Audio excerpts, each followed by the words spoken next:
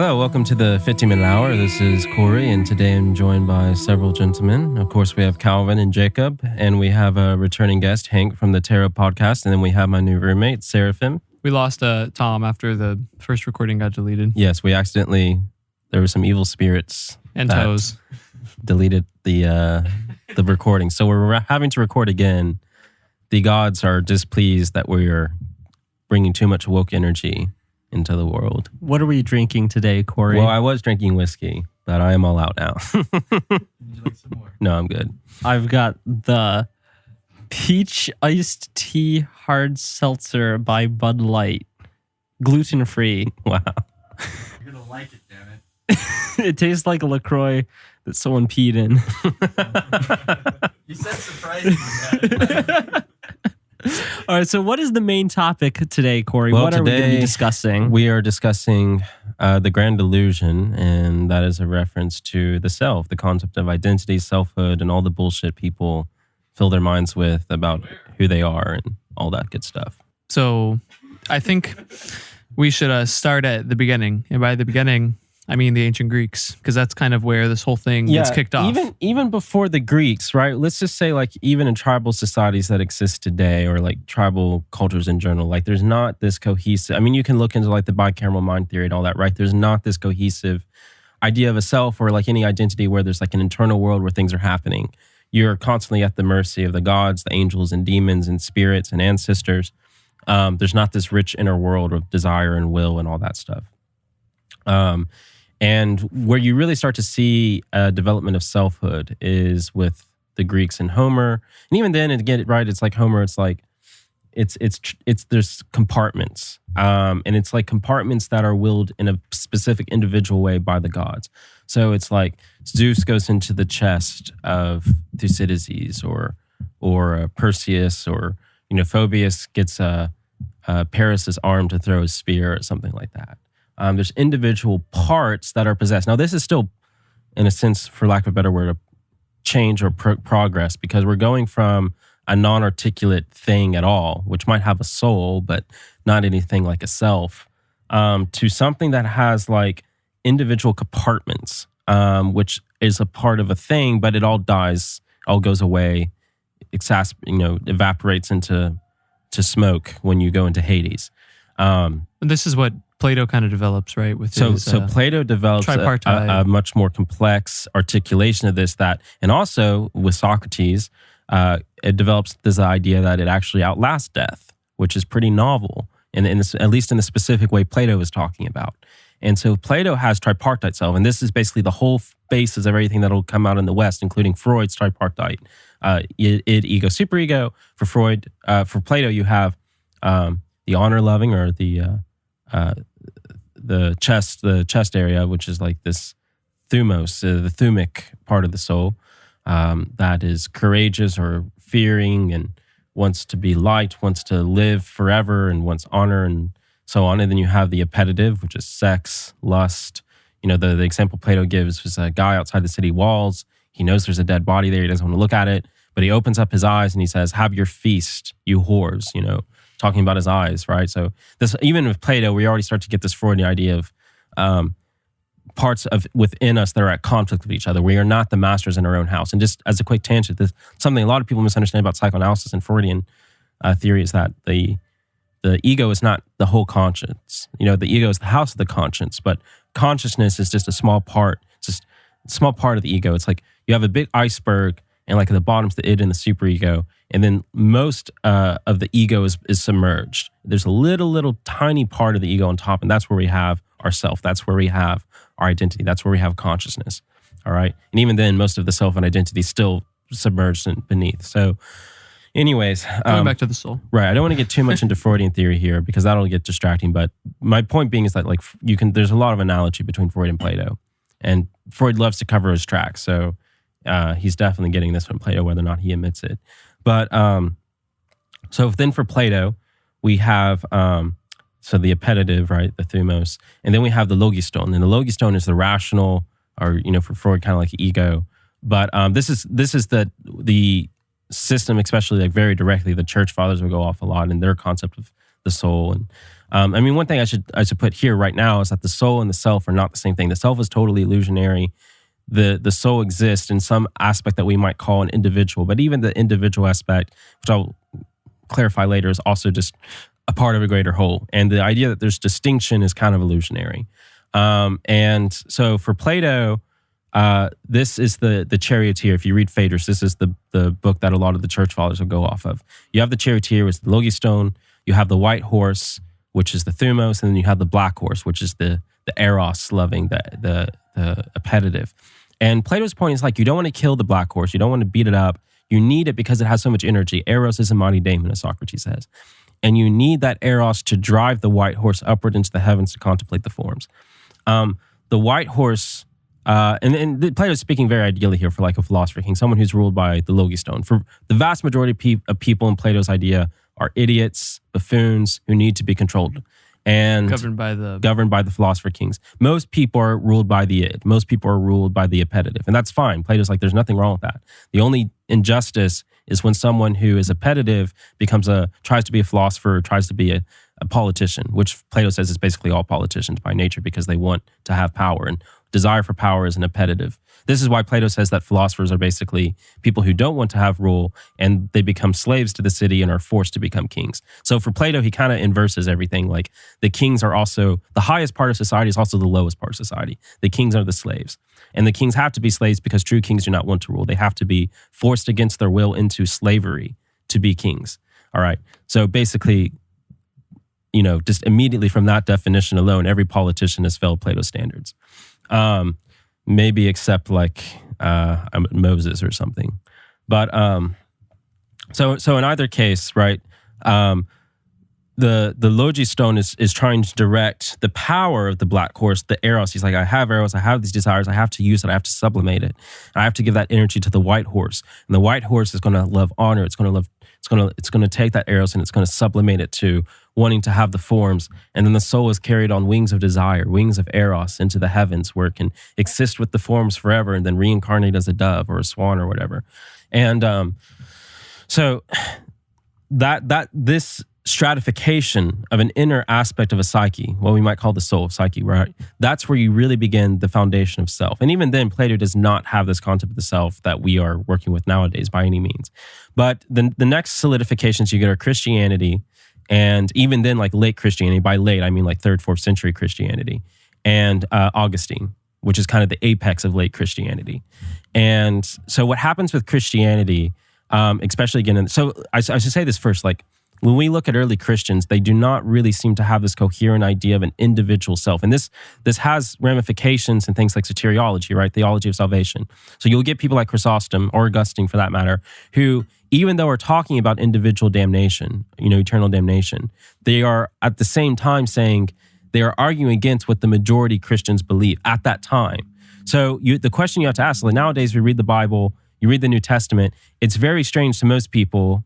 You read that and you get any idea of something outside of eternal damnation. Like you have the screams that go up forever and ever. You get the goats and the sheep that are divided. It's like, okay, well, obviously we're talking about eternal damnation. So then the question comes from historical perspective or theological perspective. If that's the case, how are these early Christians who spoke the languages that the New Testament and the Old Testament were written in, were raised in that culture, got such a different viewpoint than what we do nowadays? And that is suddenly solved when you realize that they didn't really have this idea of individualistic selfhood. And that, as Gregor Nyssa says, you have the pleroma and anthropoi, the outpouring of man from Adam, that God made all nations of the earth from one blood of Adam. So you get this aspect where when you're reading anything dealing with healing, which is to say salvation, what we read in being saved in the English, but more properly in the Greek is healing, literally going back to the etymological meaning of religion to tie back to what we were lost from. That is the healing. It's this aspect of Adam, the whole salvation of man in Christ, and all the work is to return Adam as a whole, with all of man pouring out of Adam back into the light of God. And just to clarify here that there's not, and this is the general structure you see in most cultures, right, in most civilizations, is this aspect of a wholeness that is shared. There's not this individual being that sort of just like has his own fate in his own hands. I mean, it's this very individualistic idea that develops later on, especially in the West through Augustine, and I'll get there soon. and around the 4th century, really with like Justinian and like all this other like political stuff. And I make the same critique Protestants do, but not for the same reasons they do, is that Christianity kind of became less interesting after it got interjected into the Roman Empire. And a part of that was this invention of the self. But especially Augustine, especially in the West, it starts to get really out of hand. What Augustine starts to do is that he develops this rich inner world. So whereas the Cappadocian fathers, the Eastern Church fathers are working much more when the Trinity starts to be articulated. You're working much more from bottom up, which is that you have hypostases or souls or persons, hypostasis being the part of the mask in Greek theater that projects the voice, right? Counterintuitive, because it's actually almost like the opposite. It's actually a much inner, deeper aspect.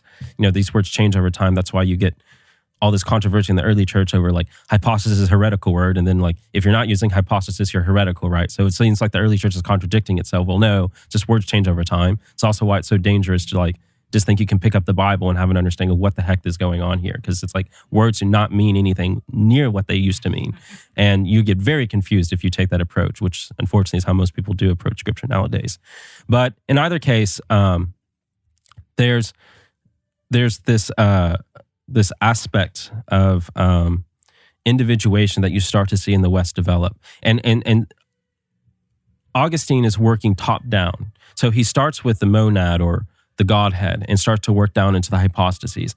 And because of that, he starts to do this like sort of hermetic thing, like above, so below. He starts to look into the inner richness of the mind. Not to say it doesn't exist, but it's understood as being illusionary in the East and wherever it's these phenomenal things that are not really real. But Augustine starts to give it substance, and he starts to give it its own agency, its own will, its own fate, that the massa damnata, the vast majority of people are damned for eternity, including unbaptized babies, right? It's like this individual fate that hangs. If you get this ramped up in something like Calvinism or like Jonathan Edwards, Sinners in the Hands of an Angry God, it's like every single person has their own individual fate. This is not the way early Christianity is working. This is something that you see much later, but it's basically become the only thing people know of when they think about Christianity now, is this individual faith, this individual salvation, not the anthropoi pleroma that we have in Gregory Nyssa. Sorry, what were you going to say? I was going to say, can we just define hypostases for like Protestant listeners who... Can I actually comment on that? Yeah. Well, I said it was the mask of the Greek. Well, yes, and I know that because I want to actually comment on that more, because this is sort of what I asked you earlier before the toes destroyed the last podcast. The hypostasis is an older word that was used kind of before the Christian context. Mm-hmm. But within the Christian context, it was used synonymously with ousia for a while, and meaning, the essence. Yes. And it wasn't until the Cappadocians, and I think predominantly Basil and Nyssa, who started to redefine it as a sort of personhood. Yeah. And of course, Nyssa particularly should be credited for defining actually what is our concept of the Trinity. Yeah.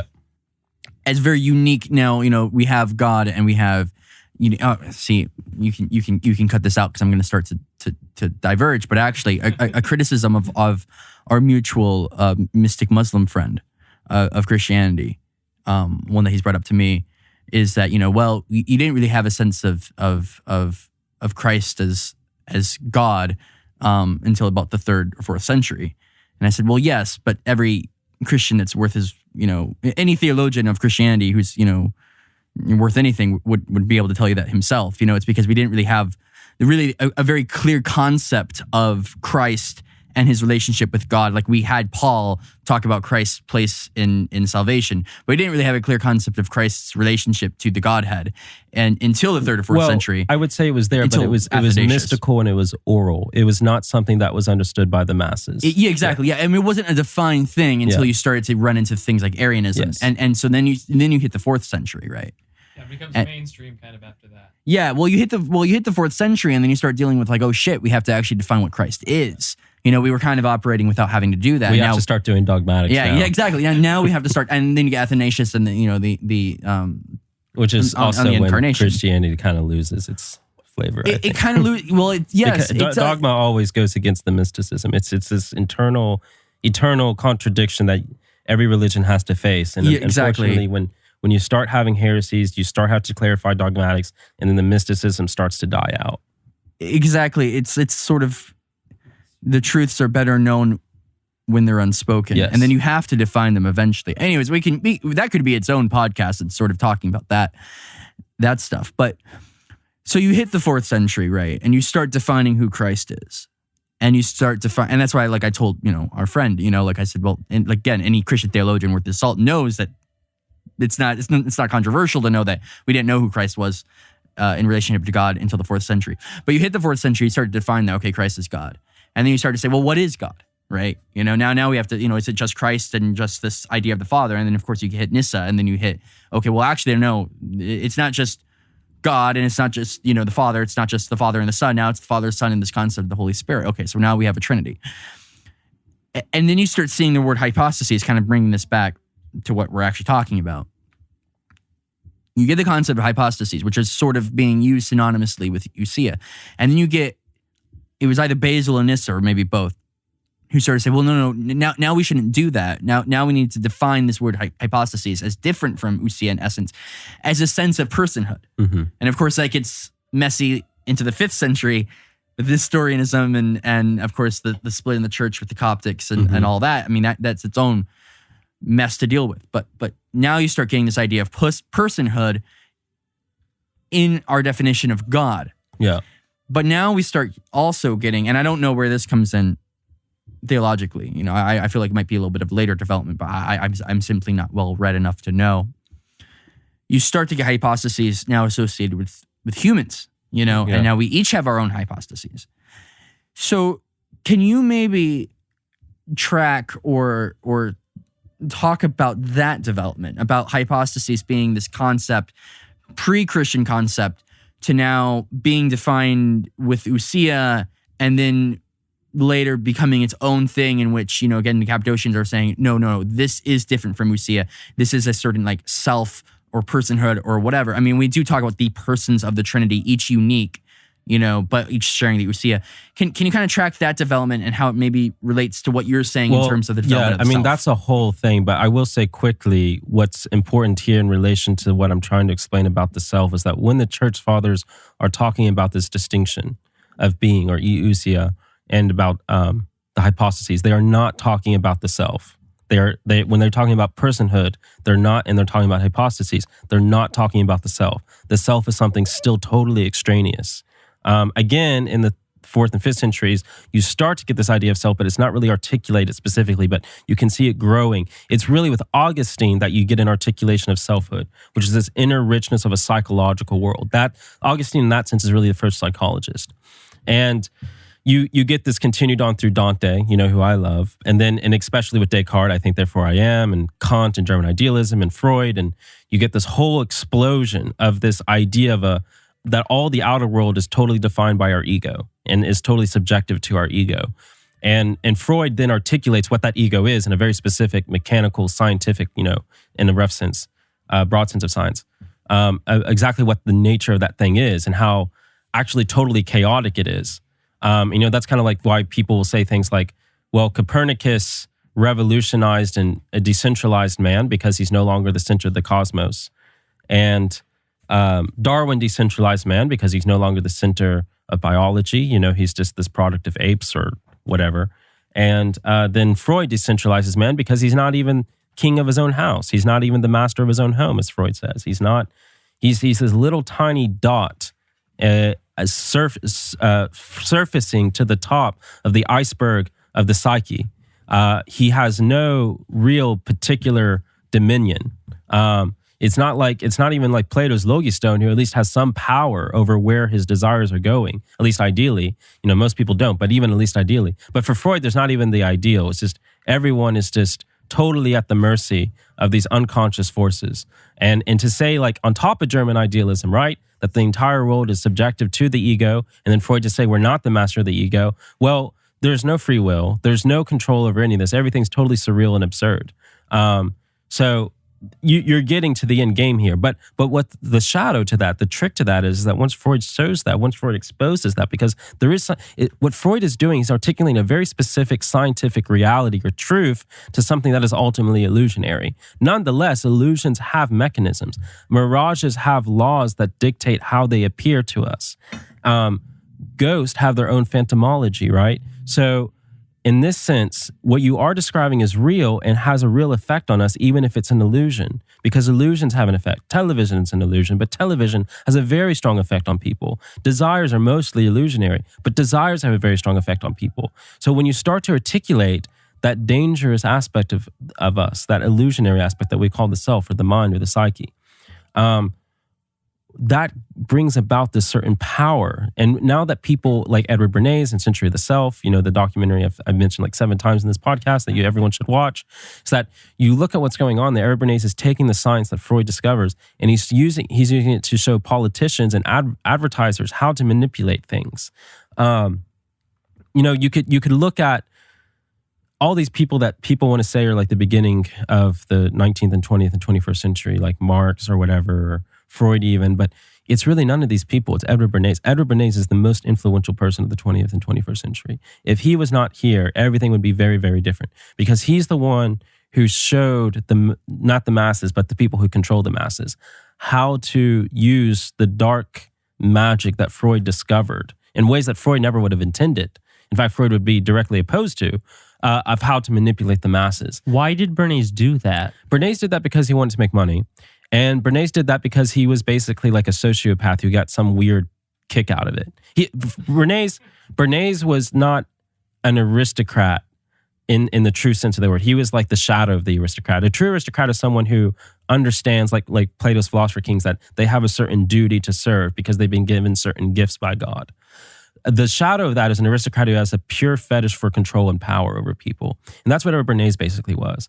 He had He thought everyone is stupid and dumb, which is true. But he saw that as a particular opportunity or reason to basically give them no liberation, to give them no freedom, to give them no actual power or distinction, and to make them totally subservient as basically happiness-making machines or money-making machines for the elite. And so his aristocracy was not defined by truth and good and beauty, but basically material wealth. And he was like an atheist Jew. So, I mean, that kind of makes sense, but in that sort of dichotomy. But it's like, and so far that's the case, right? He's trying to use Freud's understanding there as a dark science. He's like a Frankenstein. He's using that to show politicians, to show advertisers how to manipulate the masses, not by logical, coherent arguments. Like, you should buy a Model T Ford because it's fast, it's good, but like associating unconsciously your deepest desires to form this idea of selfhood that is now totally puppeted by desires that aren't even real. This is why, again,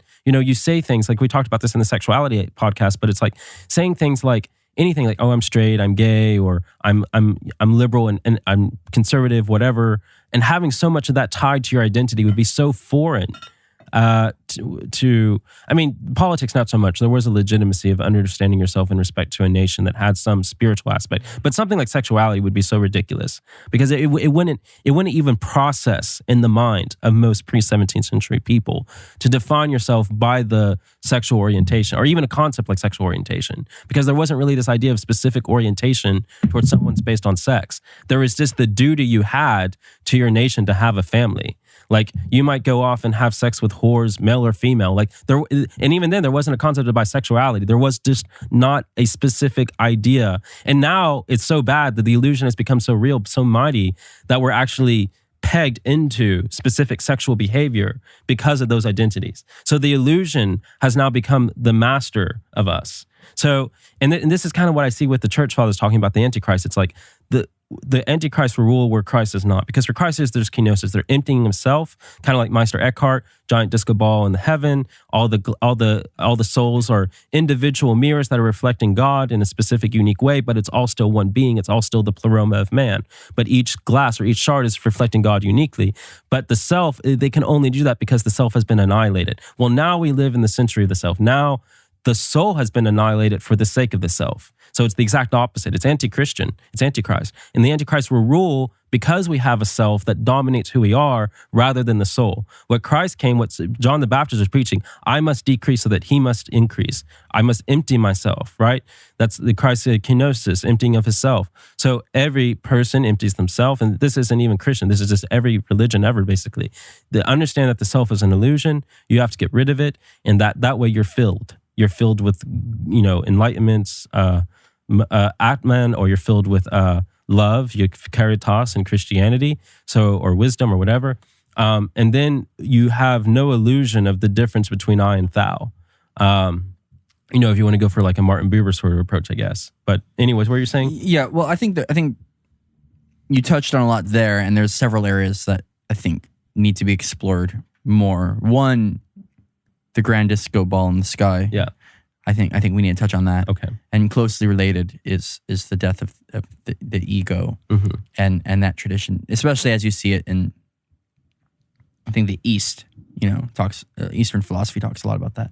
Right. What I want to talk about before you start up again is since we already touched upon it, advertisements, and you spoke about this a little bit more in depth before the evil toe destroyed the last recording of the session, and I actually want to talk about that a little further, about Edward. What was the name? Bernays. Yeah, you do see it. So I'm going to actually steal the words out of your mouth. So if I sound like I'm particularly knowledgeable, it's because I stole it from 2 past conversations with you.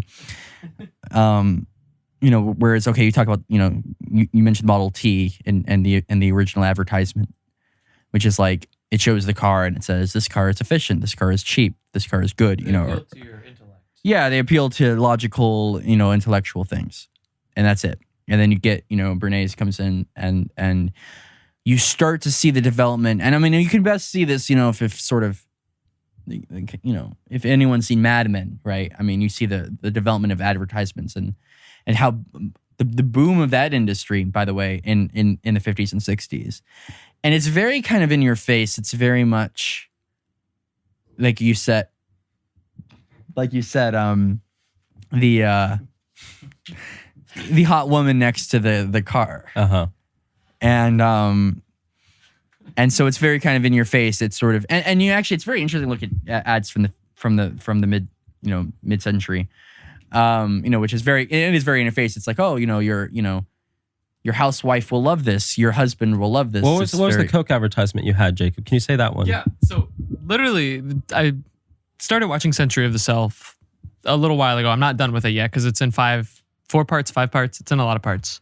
But I was at the theater yesterday, and they're not even trying to hide the advertisements and like the manipulation anymore. So there was this advertisement for Diet Coke, and the whole advertisement was based around this idea of your mom drinks Diet Coke. You want to be more like your mom because your mom is able to do all these different things. Be like your mom, be with your mom, and drink Diet Coke. And like the whole like Oedipal theme of like the entire advertisement is just so blatant to me. Drink Coke and your Oedipal problems will be resolved. I literally died laughing in the middle of the theater, and like no one, well, Michael knew why, but no one else knew why I was laughing just because it was so blatant. You've seen the truth. You can't unsee it. Pretty much, yeah.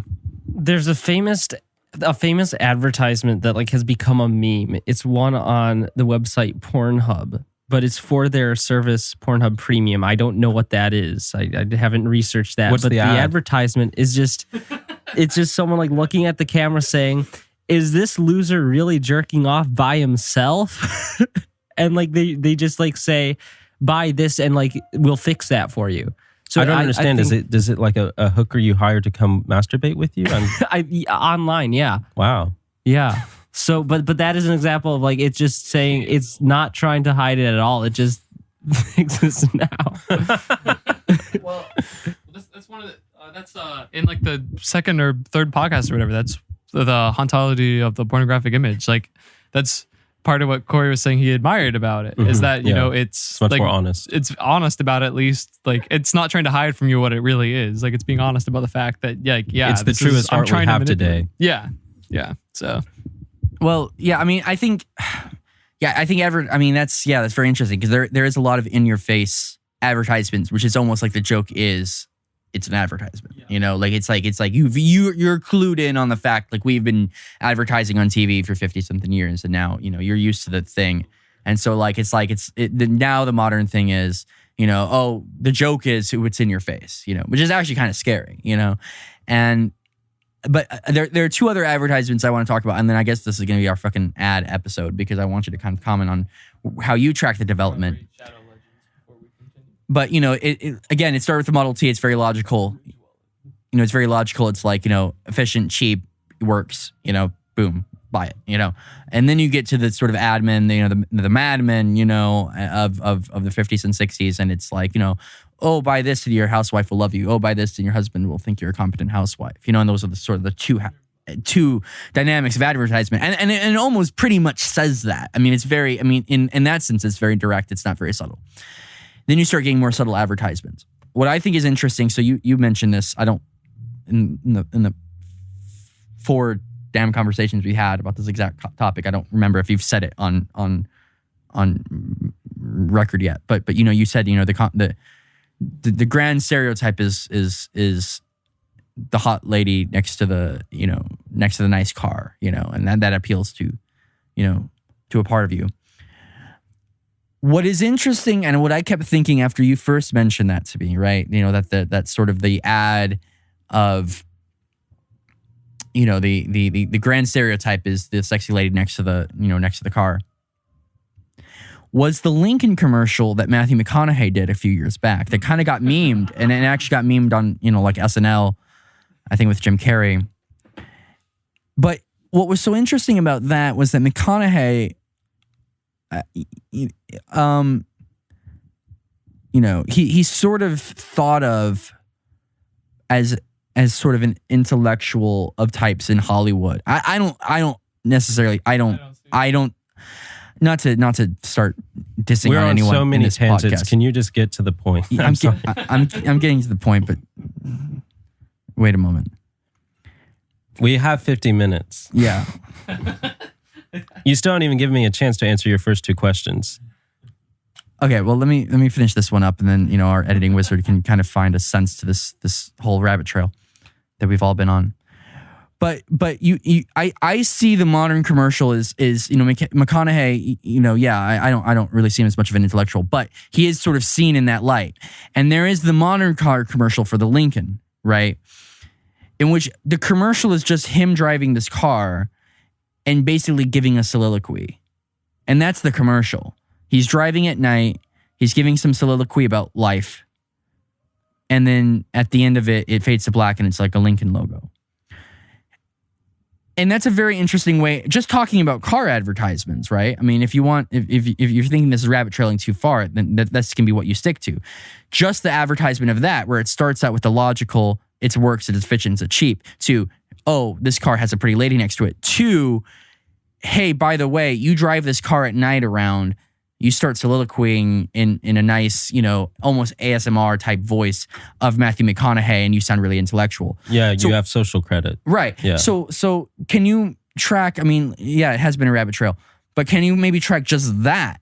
Just the concept of the advertisement in the 20th century and what it does to the self, from the pure logical to the kind of, you get the hot woman to you become an intellectual. Zizek talks about this. So basically, in the 80s, 70s, 80s, capitalism is at sort of its purest ideological state, which is where your social capital, your social credit is purely through the status of what you own. So, and then you can still see this even today with like Arabic people, but it's like you own a nice car, you have social status. You own this, your social status. You have a nice house in Los Angeles, you have social status. Now that we've reached this 90s, 2000s, some people might call it late capitalism or late stage capitalism or whatever you want to call it. And Mark Fisher will also talk about this in Capitalist Realism, which is a book worth checking out as well.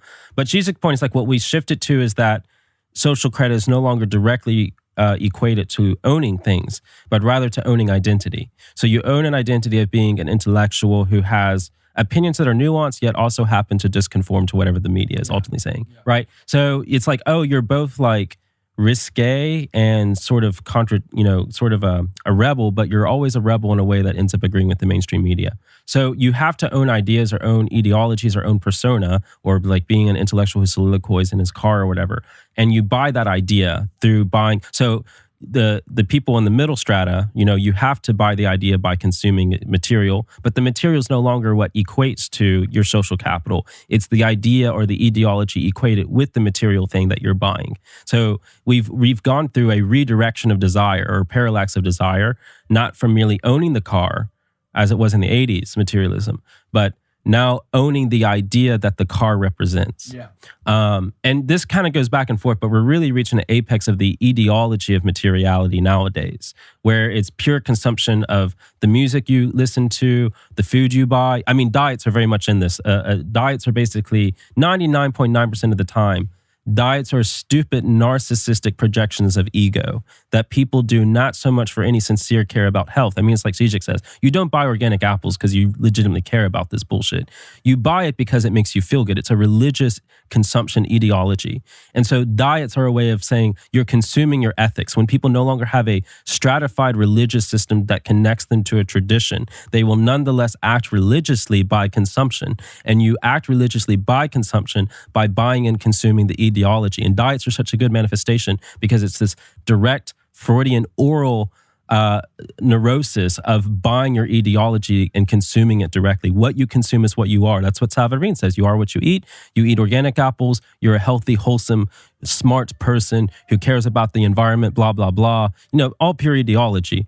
And so that's that relation. But I want to respond to your other question too, which was this relationship of what all this is in the East, because this is something often very misunderstood in the West. When the Eastern spiritualists are talking about things like the illusion of self, the annihilation of self, they're not talking about annihilation or the illusion of the soul, the Atman, which is actually what you gain knowledge of when you lose the self. Exactly. It's not this distinction between West and East religion. They're actually saying the same thing. It's just most Westerners who get into Eastern religion are retarded ego seekers who are just manipulating all this weird stuff into like a post-Christian identity that has nothing to do with Christianity and nothing to do with Eastern religions. It's a totally novel Bilderberg-funded New Age bullshit thing.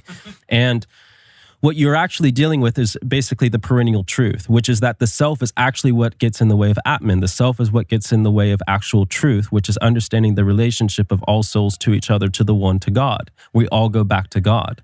And then this relates to your other question, which was about Meister Eckhart. And I'm modernizing what he's saying. You know, Meister Eckhart was like this German mystic, and he's, you know, probably declared a heretic by the Catholic Church, but who cares? He's basically right. And what he's really doing is he's battling the dumb scholasticism, for lack of a better word, and he's trying to take it back to a much more patristic or Eastern view, which is to say that this collection of the summation of the pleroma anthropoi that St. Gregorius is talking about, that's not the words Eckhart will use, but it's close.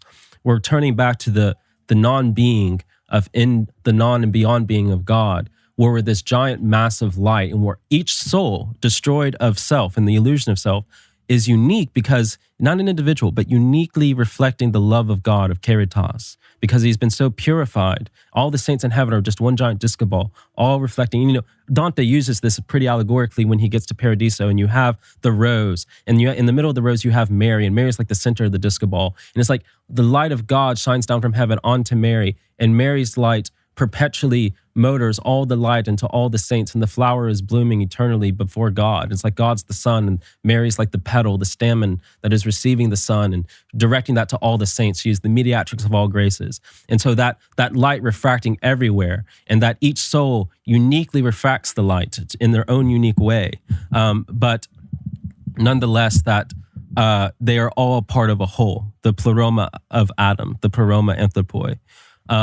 So that's what I mean by the disco ball analogy. We've been really whiplashing our listeners, jumping through the centuries and here, because we were talking a lot about advertisements, and then we kind of jumped away, which is fine. Because I did actually want to go back to that, about the grand disco ball in the sky. Yeah, it's like that song, "The wheel in the sky keeps turning." The disco ball of Eckhart in the sky keeps refracting the energies of God. Yeah. So I'm gonna ask you something, but I have another question, so don't rant too long. How much time do we have left? Yeah, that's actually the first. 8 minutes? 10 minutes? Okay. All right, so we got about 10 minutes. So yeah, we'll the evil toe will turn it off. Well, you can edit out a lot of what he said, so you can. We probably have like 15 minutes left. That's what I said was the best part. Yeah, but you repeat it yourself like 7 times. Talking about the grand disco ball in the sky, right? And what you were saying about, going back to that. There's a sense that all of humanity is connected, right? Yes. And okay, so we're all reflecting, but we're all essentially connected, right? Yes. Kind of like Neon Genesis Evangelion. Yes, like the giant goo at the end, the giant Freudian mass, Fanta. Yeah, that's all the pleroma of man. Yeah. It's actually deeply theological. So going from that, how do we define? I'm just going to read right here from Corinthians for just one moment. Okay. Right, What which is- translation? Well, I was about to tell you. I'm actually going to read the controversial, but yet my favorite Hart translation. Okay. David Bentley Hart's translation. Yes. So this is Corinthians 12.